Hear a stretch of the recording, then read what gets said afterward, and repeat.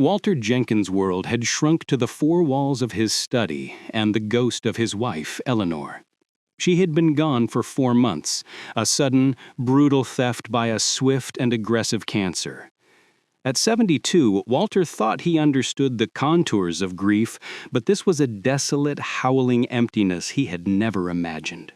The only thing that tethered him to the life they had built was her presence, lingering in the objects she had touched.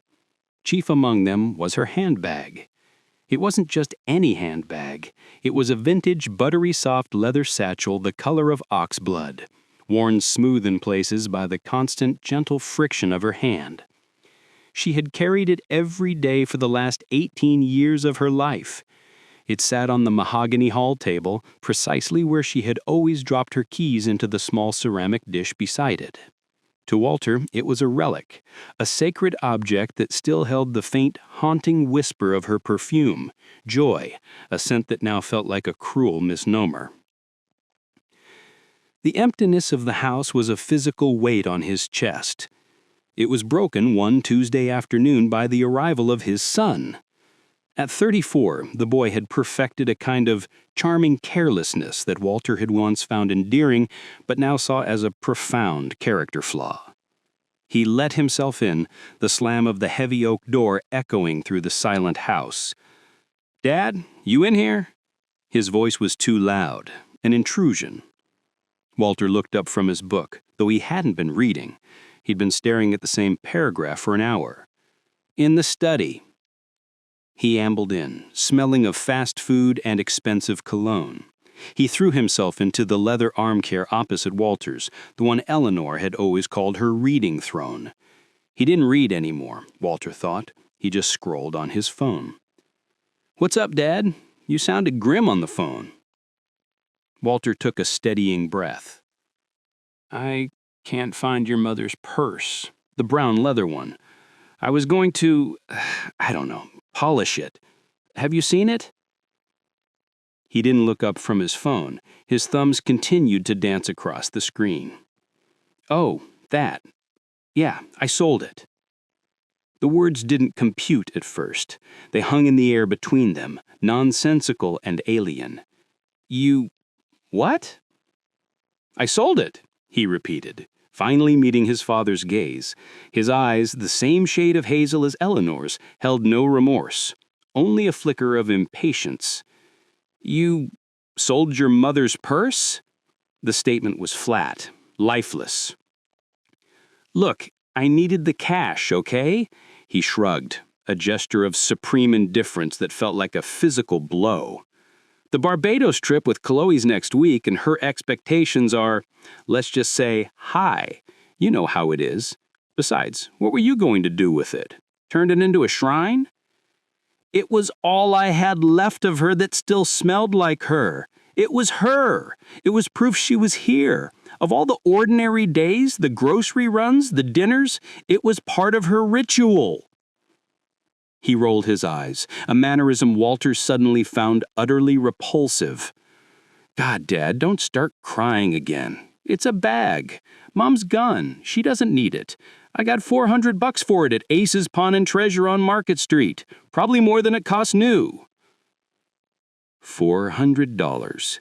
He had bartered his mother's memory, the tactile history of her daily life, for $400 and a vacation with a woman he'd known for 6 months.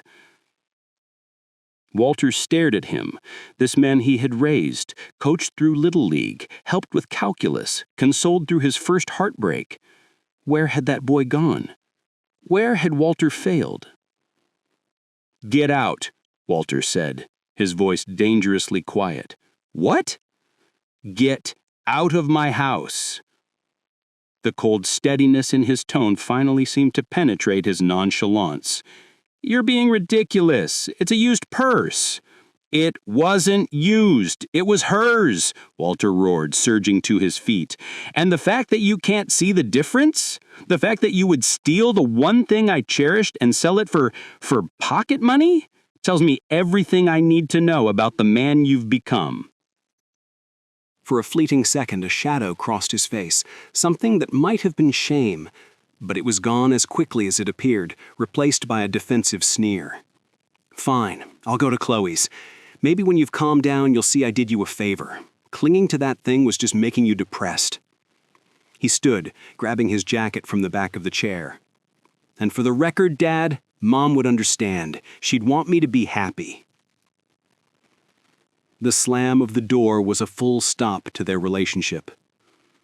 Walter stood trembling in the sudden silence, the echo of his son's words poisoning the air. He walked on unsteady legs to the hall table. He ran his fingers over the empty space, the faint rectangular outline in the dust, a perfect, heartbreaking negative of what had been. He picked up the framed photograph beside it, their 40th anniversary, Elena's face lined with laughter and life.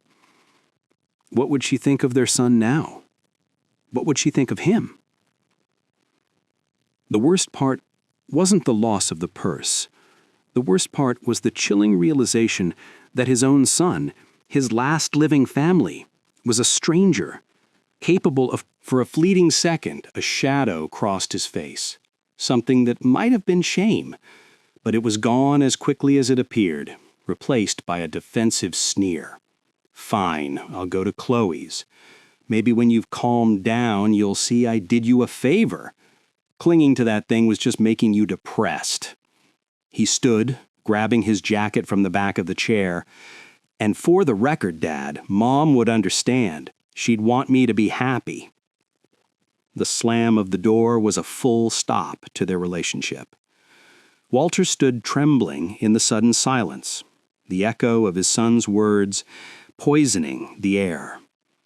He walked on unsteady legs to the hall table. He ran his fingers over the empty space, the faint rectangular outline in the dust, a perfect, heartbreaking negative of what had been. He picked up the framed photograph beside it, their 40th anniversary, Eleanor's face lined with laughter and life. What would she think of their son now? What would she think of him? The worst part wasn't the loss of the purse. The worst part was the chilling realization that his own son, his last living family, was a stranger capable of profound cruelty. And maybe, Walter thought with a sinking heart, he always had been. He didn't sleep.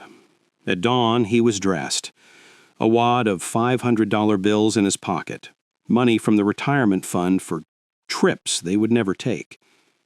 Ace's Pawn and Treasure was a grimy storefront wedged between a payday loan office and a boarded-up laundromat. A bell jangled his entrance. The air smelled of dust, tarnished metal, and despair. A man with a weary face and the name Ace stitched on his work shirt looked up from behind a counter cluttered with other people's discarded dreams. "Help you?" "My son sold you an oxblood leather purse yesterday. I'm here to buy it back." Ace's expression shifted instantly. The weariness was replaced by something sharper, more alert. He glanced nervously toward a beaded curtain that led to a back room. "Oxblood purse. Yesterday. Your son's name?" "Just give me the purse. I'll pay you $400 for it. $500. Just name your price." Ace swallowed, his Adam's apple bobbing. "Mr. Jenkins, we need to talk. Can you step into the back?" A cold dread, entirely separate from his grief over Eleanor, began to uncoil in Walter's stomach. He walked forward through the beads into a small, cluttered office. And there it was, Eleanor's purse, sitting on a scarred wooden desk. The sight of it sent a wave of such intense relief and sorrow through him that he had to reach out and steady himself on the doorframe. "There it is," he breathed, stepping forward. "Wait." Ace's voice was sharp. He moved between Walter and the desk. "Mr. Jenkins, I have to tell you something. When your son brought it in, I thought it was just a nice vintage piece, good leather. I gave him $400 because he seemed eager. "So what's the problem? I'll give you 6. After he left, my niece, she helps me out, she was cleaning it. Standard procedure. We check for anything left behind." He paused, his eyes full of a strange, unsettling pity. "She found something. A hidden compartment. False bottom. Expertly done. You'd never know it was there." Walter's heart began to hammer against his ribs. A hidden compartment? In 38 years of marriage, Eleanor had never mentioned a hidden compartment. What was inside? Ace opened a desk drawer and pulled out a thick manila envelope. His hands were not quite steady. "Letters, Mr. Jenkins. A stack of them. They're addressed to your wife, from a man named Robert Thorne. And, sir, they're dated during your marriage.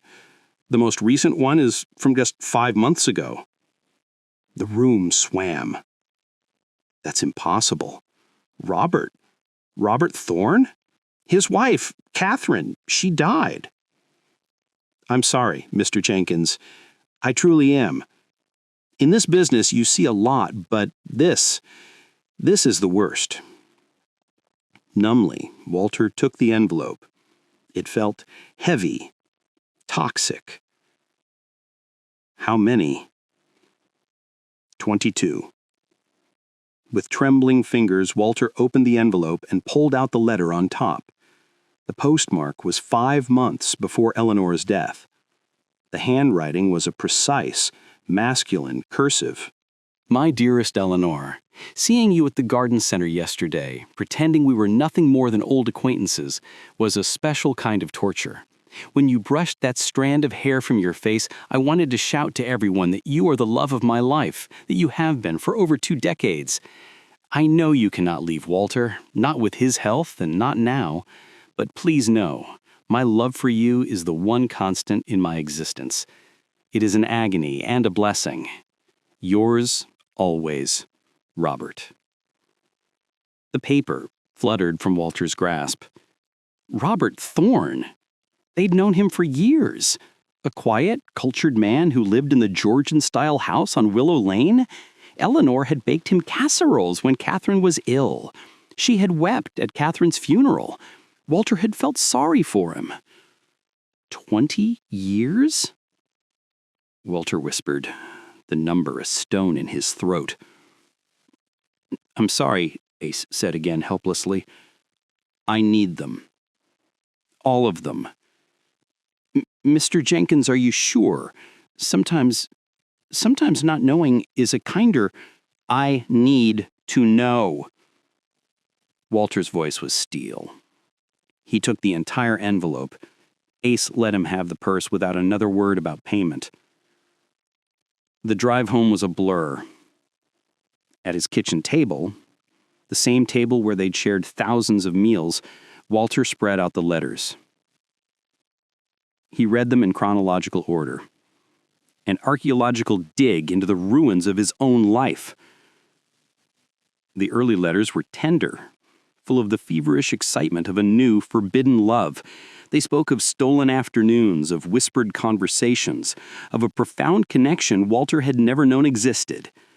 The middle letters settled into a comfortable intimacy, detailing the mundane details of lives intertwined in secret, worries about work, shared jokes, plans for covert meetings. They were the letters of a couple, a real couple. And then came the references to his son. "My beloved Eleanor," one from about 16 years ago read, "I cannot stop thinking about the possibility. I know you were frightened, and I know this complicates everything beyond measure. But I need you to know that I am here, no matter what you decide. If the child is mine, I will move heaven and earth to be a part of his life. I already love him, because he is a part of you. But Eleanor, you must tell me the truth. Is the boy my son?" Walter felt the floor drop out before his eyes. He read it again and then a third time. The words did not change. His boy. The son he had taught to shave, to drive, to think critically. The son who had his mother's eyes, but he now realized with a sickening jolt, had Robert Thorne's strong jaw and lean build. He read on, his heart turning to ash in his chest. The letters chronicled Robert's growing involvement in the boy's life from a distance, his pride at his academic achievements, his frustration at missing soccer games, his secret financial contributions for his first car, for his college expenses. Walter had been so proud to provide those things, never knowing he was sharing the responsibility, the privilege, with another man. The most devastating letter was not from Robert, but was a draft in Eleanor's handwriting from about a year ago. Robert, I can't continue like this. The guilt is a cancer as real as the one in my body.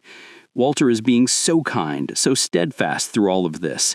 To watch him dote on the boy, to see the pure, unadulterated love in his eyes for a child who might not be his, it is breaking me. I think of confessing every day, but I look at Walter's face when he talks about his son, his legacy, and I cannot shatter him. He loves being a father more than anything. How can I take that from him? I am ending this. After all these years, I need to try to be the wife Walter deserves for the time I have left. Do not contact me again. Let me face my end with some shred of dignity. I love you, but I love him too, and I owe him this. Goodbye, my dear friend. She had tried, at the end. She had tried to choose him. But the betrayal was a foundation crack that had already destabilized the entire structure of their life. Walter sat in the dark for a long time. Then he got up, took his address book, and called an old friend from his law firm, Benjamin Carter. Ben? He said, his voice rough with exhaustion. I need you to be honest with me. Did you ever suspect anything about Eleanor with Robert Thorne? The silence on the other end was profound. Walter, why are you asking this now? Just tell me. Ben sighed, a heavy, weary sound. There were whispers. Years ago, Sarah and I saw them having dinner once in the city. Looked cozy. But you two seemed so solid. We chalked it up to an innocent friendship. We didn't want to be the ones to, Everyone knew. The whole world had known, except him. Walter, when my son was born, do you remember anything? The timing? Another longer silence. Walter, he was a big baby, 9 pounds, 2 ounces. You were so proud. But he was born just 7.5 months after your anniversary party. We all just assumed he was a big preemie. The final piece of the puzzle slammed into place. His son was a full-term baby, conceived around the time of their anniversary, a time when Walter had been preoccupied with a major case, working late most nights, a time when Eleanor had plenty of opportunity. Walter, Ben said, his voice gentle, what's going on? I think, Walter said, the words tasting like ash, that my son might not be my son. Oh, my friend, I am so sorry. Walter's grief had been a passive thing, a weight he bore. But this new knowledge, the betrayal, the deception, the theft of his paternity, was active. It was a fire in his veins. The sorrow curdled into something harder, colder, a resolve for revenge. He wasn't a violent man, but he was a meticulous one, a planner. He had spent his career as a contract lawyer, finding loopholes and exploiting weaknesses. He would do the same now. He began his reconnaissance. He drove past Robert Thorne's house on Willow Lane. It was elegant, restrained, the garden immaculate. He saw Robert himself, trimming a rose bush. He was tall, silver-haired, and moved with an easy grace that Walter now recognized in his son. The resemblance was unmistakable, a truth that he had been blind to for 34 years. He watched as his son's car pulled into the driveway. He watched the boy, his boy, embrace Robert Thorne on the porch. Not a polite, manly hug, but a full, familial embrace. He handed him an envelope. Money, no doubt. The real father funding the fake father's betrayal. The pieces of his plan began to click into place. It wasn't enough to simply reveal the truth. That would be messy, emotional, and ultimately it would leave his son and Robert as a united pair against him. No, he had to dismantle the very foundation of their relationship. He had to make the boy see Robert not as a benevolent benefactor, but as the source of his ultimate ruin. He had to weaponize his son's own greed and Robert's guilt from a lifetime of secrets and a desperate desire for the son he believed was his. He spent the next week in the city, visiting his old firm, accessing legal databases, and making quiet, discreet inquiries. He learned everything he could about Robert Thorne's finances. The man was comfortable, but not extraordinarily wealthy. He had a solid portfolio, a paid-off house, and a teacher's pension. He was careful, conservative. He also began the process of quietly, methodically, changing his own financial arrangements. He met with his banker and his investment advisor. He liquidated certain assets and moved them into new, untraceable accounts. He updated his will, but he didn't disinherit his son. Not yet. That would be too obvious.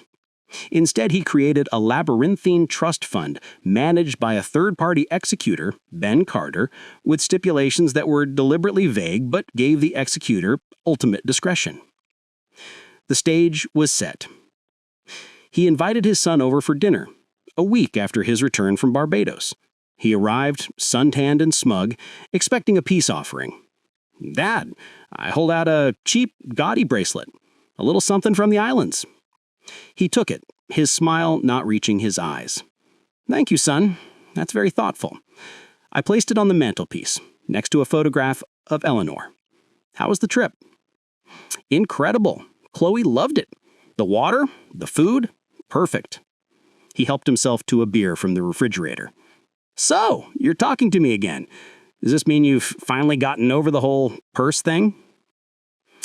"I've had time to think, and I've come to realize a few things. I've been too hard on you. You're a young man, you want to live your life. I understand that." He looked surprised, then pleased. "Well, good. I'm glad to hear you say that, Dad." "In fact," Walter continued, stirring the pasta sauce on the stove, "I've been thinking about my own mortality. This house, the money, it's all going to be yours one day. I want to make sure you're prepared. I've decided to start giving you your inheritance early, a series of substantial gifts." His eyes lit up with an avaricious gleam that made Walter's stomach turn. "Seriously? Dad, that's amazing." "There's a condition," Walter said, turning to face him.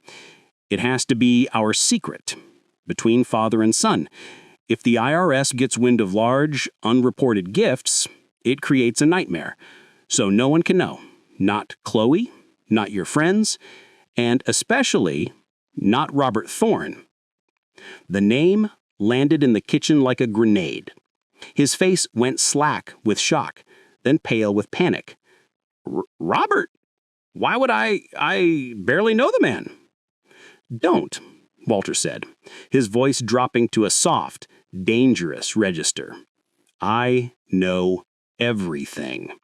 The letters, the hidden compartment, the fact that you've known for years, the fact that you've been taking money from him while living under my roof, calling me Dad."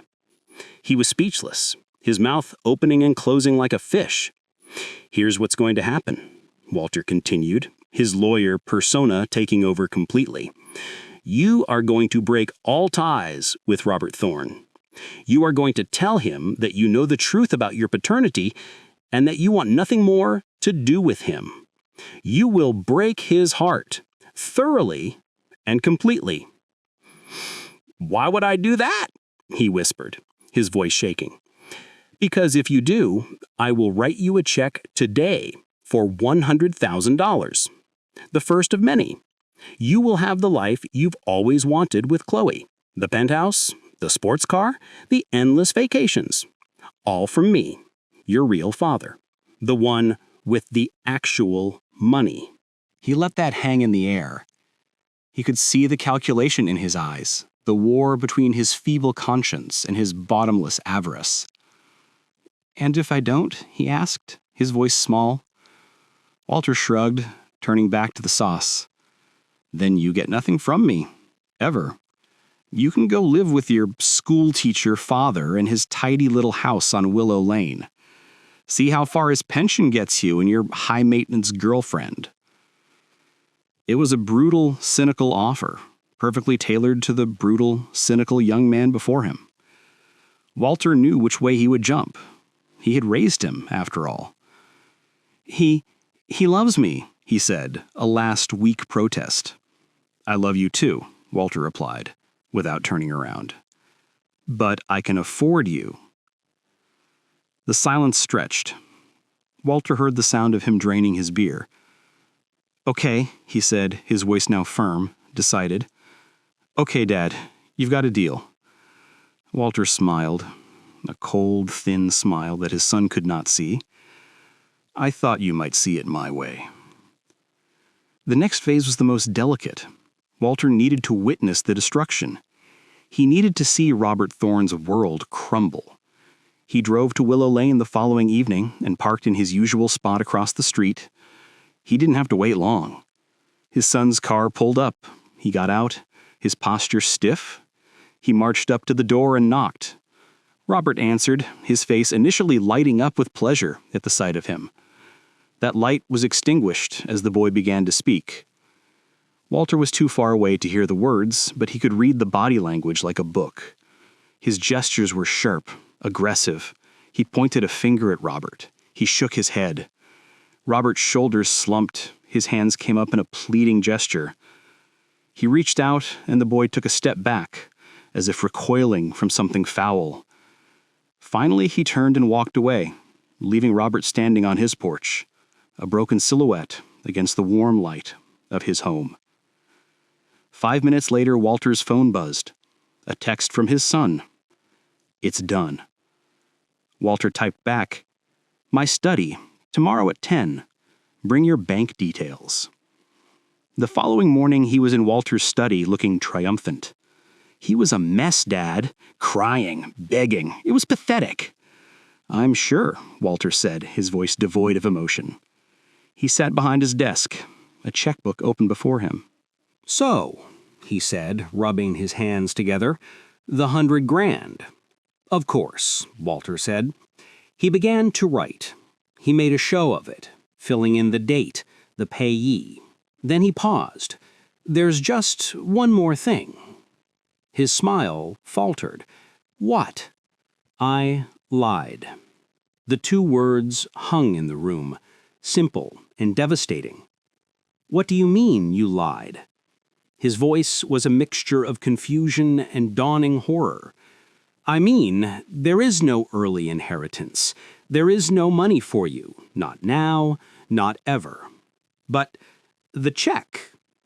He finished writing the check, tore it out with a crisp snap, and held it up. It was made out to the Eleanor Jenkins Memorial Hospice Fund for the sum of $100,000. "This is where your mother's money is going, to help people who are actually suffering, not to subsidize the vanity of a spoiled, disloyal man." His face was a mask of fury. "You can't do this. I'm your son." "Are you?" Walter asked, his gaze level and cold. "I have my doubts. And even if you are, what kind of son are you? One who would sell his mother's memory for a vacation? One who would brutally cast aside a man who genuinely loved him for a promised payday? You're a mercenary, and I've just cut off your funding. I'll contest the will. I'll sue you." "You can try," Walter said with a dismissive wave, "but the new will is ironclad, managed by Ben Carter, and he knows everything. Every sordid detail. You'll spend the last of Robert's money on lawyers and lose. You have nothing." He stared at him, his chest heaving. The mask of the charming son was gone, replaced by the petulant, entitled child he had always been underneath. "You've ruined everything." "No," Walter said, standing up, his full height imposing. "You did that yourself. I just closed the accounts. Now, get out of my house. And don't come back. You are no son of mine." The rage in his eyes was pure and undiluted. He looked like he wanted to strike his father. But he just spat on the floor, a final juvenile act of defiance, and stormed out, slamming the door so hard the windows rattled. The silence that followed was different from the one that had come after their first fight. This silence wasn't empty. It was clean. It was the silence after a storm has passed, the air washed clear of poison. Walter picked up the check, and sense of profound peace settling over him. The revenge was complete. He had taken the two people who had betrayed him and turned them against each other. He had used his son's greed to destroy Robert, and then he had pulled the financial rug out from under him, leaving him with nothing but the consequences of his own wretched character. He walked to the hall table and picked up the framed anniversary photo of Eleanor. He looked into her smiling, unknowable eyes. "It's done, my love," he whispered. He wasn't sure if she would have approved. He wasn't sure he cared. The gentle, grieving husband was gone. In his place was a man who had been forged in the fire of betrayal and emerged hardened, clear-eyed, and free. He had his revenge, and now, finally, he could begin to live for himself.